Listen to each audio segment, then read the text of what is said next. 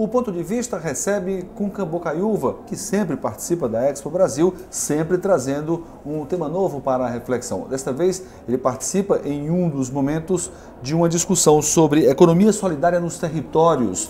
E é sobre isso que a gente vai conversar com ele. Cunca, qual é a grande reflexão que cabe nesse momento em que o Rio passa por uma delicada situação com essa ocupação militar em algumas favelas?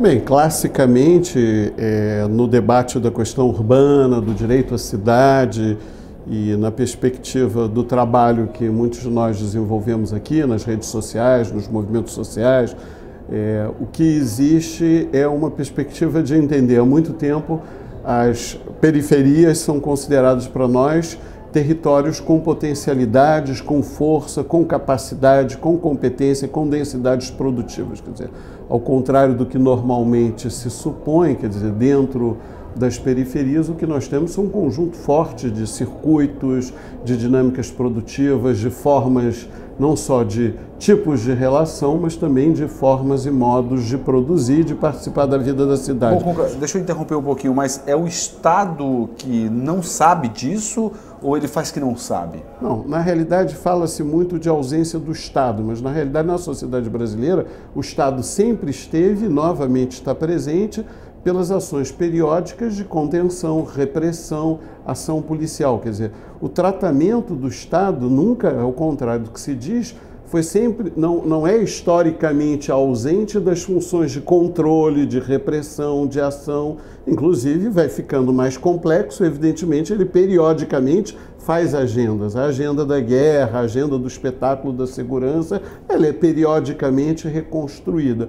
E existe, evidentemente, um conjunto de negociações sempre precárias, provisórias, de mercado político, de intervenção. Existem conquistas parciais, não é? E, particularmente no Rio de Janeiro, existe uma questão de fundo que tem um lado negativo, que é essa relação de guerra nos territórios, de criminalização do território popular, mas, de outro lado, de reconhecimento que não há solução de tirar as classes populares dali, porque elas construíram cidades.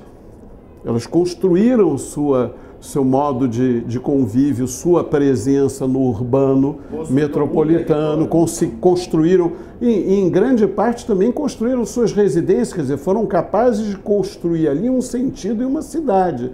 Então, trata-se, na realidade, de garantir as articulações, a relação. Então, hoje nós estamos no momento onde o central são as políticas urbanas, as políticas que possam, de alguma maneira, garantir que esse território popular, essas periferias, sejam entendidas como centro. Tem que ter os equipamentos de qualidade, os investimentos públicos, as infraestruturas e, particularmente, o acesso aos meios e às políticas que outras partes da cidade têm. Claro que isso também vale para várias outras áreas precarizadas da cidade, não só as favelas. Quer dizer, não há uma precarização só da favela, é uma precarização do conjunto, é uma crise das metrópoles e, certamente, o que se faz e o que se tem como questão é olhar esses territórios de uma maneira.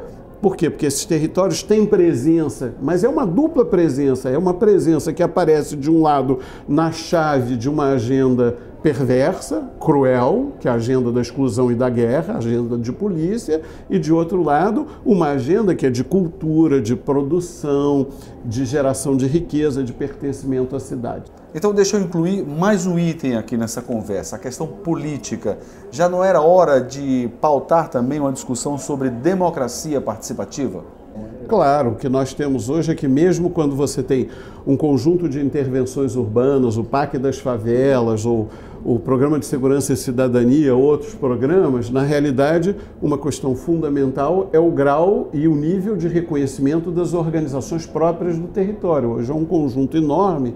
Quer dizer, a gente vê isso pela política de cultura, que é mais sensível a isso, os pontos de cultura, que se percebe um conjunto de novos agentes, atores, redes, etc. Quer dizer, em alguns casos nós tivemos mais mediação participativa no planejamento e na definição de projetos. Por exemplo, não quer dizer que seja intensamente melhor, mas, por exemplo, na Rocinha se escutou um pouco mais os processos sociais e de planejamento no território para a gestão dos projetos urbanos, foram mais escutados, quer dizer, o chamado PAC das favelas, as grandes obras de infraestrutura, orientação, ordenamento, quer dizer, então é preciso, é óbvio que isso também significa também ouvir o conjunto da cidade, não quer dizer que as camadas médias participem ou sejam ouvidos, há um problema da democracia em geral, um problema da representação em geral, um problema da qualidade da política em geral, mas é que nos territórios populares nós temos redes sociais, nós temos processos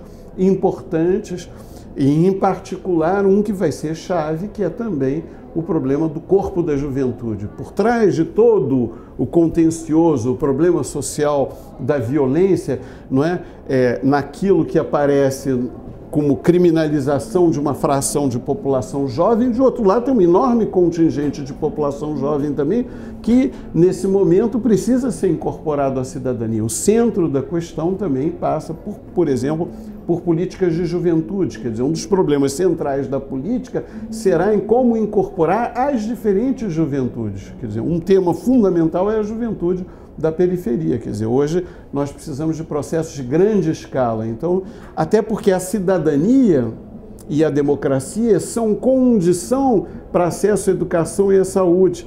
Educação, saúde, urbanidade são condições de acesso à produção e à renda, quer dizer, ou seja, é como se para você ter possibilidades produtivas na sociedade hoje, para você ampliar sua capacidade de inserção, depende de um conjunto de laços de autonomia, de acesso do sujeito à cultura, à educação, etc. Quer dizer, então hoje a capacidade das sociedades se organizarem para terem direito de acesso é condição para viabilizar a valorização do seu trabalho e da sua vida produtiva. Ok, Cunca, muito obrigado pela entrevista. Esse foi o ponto de vista de Cunca Bocaiúva.